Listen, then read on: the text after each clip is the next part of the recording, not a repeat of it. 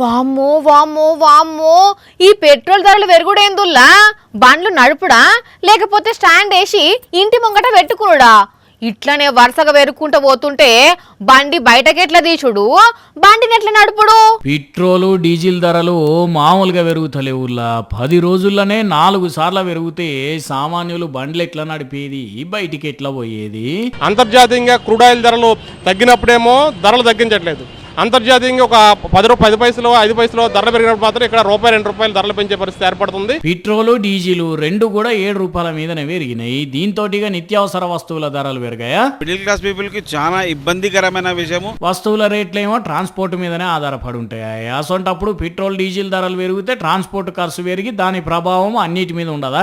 అందుకే జనం రోడ్డెక్కి మస్తు కోపం చేస్తున్నారు. పబ్లిక్ ని దోచుకుంటున్నారు సార్, ఇదేం లేదు.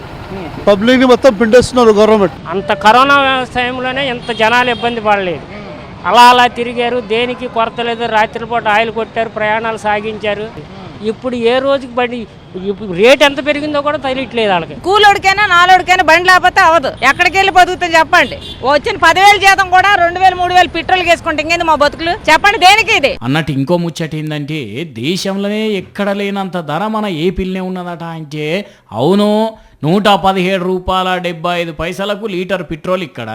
అదే తెలంగాణలో ₹115.73, కేరళంలో ₹115.49, కర్ణాటకలో ₹110.61. ఈ లెక్కన చూస్తే అప్పట్లో లోకేష్ అనే కదా మా సర్కార్ వచ్చుడుతోటే పెట్రోల్ డీజిల్ ధరలు తగ్గిస్తాము అని.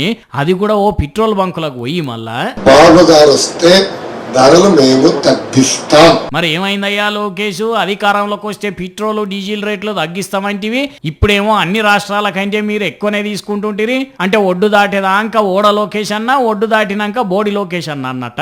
ఇదేనా మీరు జనాలకు చేసే మంచి అని అడుగుతున్నారు. ఏపీలో పెట్రోల్ డీజిల్ ధరల పెంపును చూసిన జనాలు